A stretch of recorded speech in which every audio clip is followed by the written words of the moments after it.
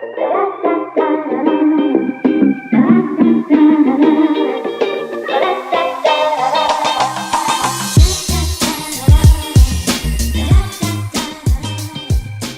everybody, this is Christian again from Chill Tech, and today we'll be going over my experience using the Moto Z2 Play on Verizon.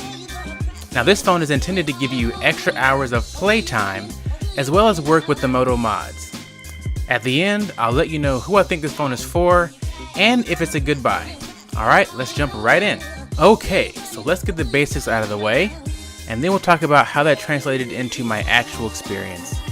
Firstly, this phone is powered by a Snapdragon 626 2.2 GHz processor with an Adreno 506 GPU running on Android N 7.1.1. Now there are two storage configurations, 32GB and 64GB, with 3GB and 4GB of RAM respectively. A micro SD slot allows you to add storage up to an additional 2TB if you so choose. The screen is a 5.5-inch 1080p Super AMOLED display. Now while not amazing, it does get the job done. This phone is thinner and lighter than last year's version, which means the battery at 3000 mAh is about 500 less than last year. There were two surprises when it came to the wireless technology. Firstly, the Wi-Fi only goes up to N, so no AC available for those that have a modern Wi-Fi network. Secondly, this phone does have an FM radio tuner. I used it and it worked pretty great. The camera was pretty basic for this price range.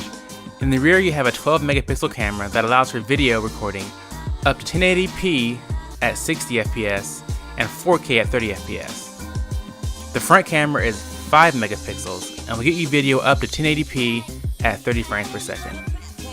As far as connections go, you've got a USB-C port, a headphone jack, and the Moto Mods connector. No need for dongles or Bluetooth earbuds just yet. Now that we know what we're working with, let's talk about my experience. Since this is the Play series, the focus is on extended use. Last year's device touted 50 hours of usage while this phone only promises 30. For me, this difference was insignificant. I was able to use this phone very heavily for a full day, that's 8 AM to 6 PM. With light to normal use, I could easily see someone using this phone for close to the promised 30 hours. Now if you're paying close attention to the specs, you'll note the processor and screen aren't exactly top of the line. This is a trade-off required to get this kind of battery life, and for this phone, I think it's worth it. When I did need to top off my phone, the turbo power charging lived up to the promised speed with 30 minutes of charging, getting me back up to 50%.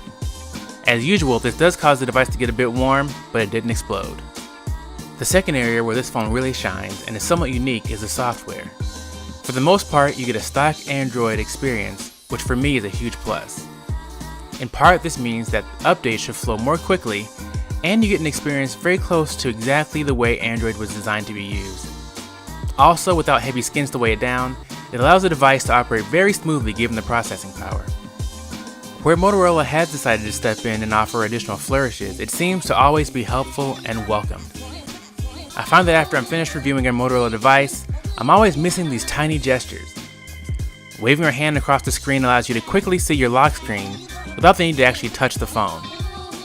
While my phone is on my desk, I use this all the time and get quite frustrated when my Pixel doesn't do the same thing, but instead requires me to double tap.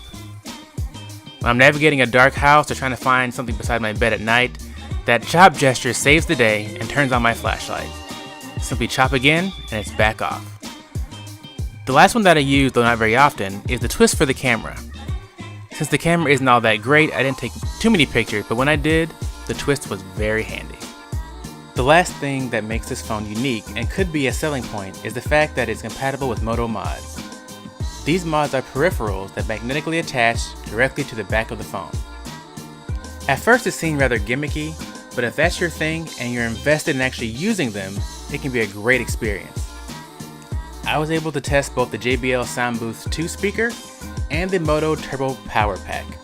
Both were better than I anticipated.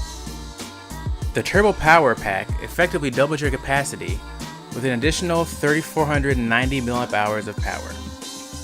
It does add a bit of weight and thickness, but for me, that became normal. Having a textured back gives additional grip for the phone, so I often left it on for that purpose. Two charging modes allow you to turbocharge your phone, or simply maintain a steady 80% once it drops to that level. Using the latter setting, I never even came close to running out of power in a 24-hour period. Unless you simply want to stream Netflix all day, you should have no problem. The Sound Boost 2 speaker was incredibly loud for its size, and had a good amount of bass as well. The addition of the kickstand made it perfect for watching videos. 10 hours of battery means it too will last you a full day if needed.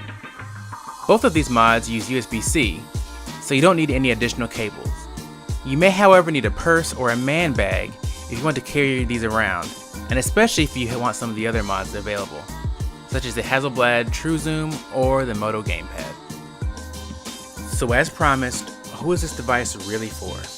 Well, currently, Motorola is selling the 64 gig version unlocked for $499, and the Verizon exclusive 32 gig version for $408. This places it outside of the budget category and firmly in upper mid-range territory. In comparison to simply buying last year's model, this has a worse battery life, but a better processor, and probably an additional year of support and software upgrades as it does ship with Android N, and will probably get Android O. The Moto mods are great, but if you won't use the feature, get a different phone. Photo fanatics can also keep looking as you will not be impressed here. In summary, if you like Moto mods, want a phone that'll last you all day, and like a stock Android experience for a mid-range price, this is the phone for you. Okay folks, now you've heard my thoughts on the Moto Z2 Play on Verizon. Please leave a comment below with any questions, comments, or feedback you may have. As always, don't forget to like this video and subscribe to our channel for more tech reviews. Thanks, and we'll catch you next time.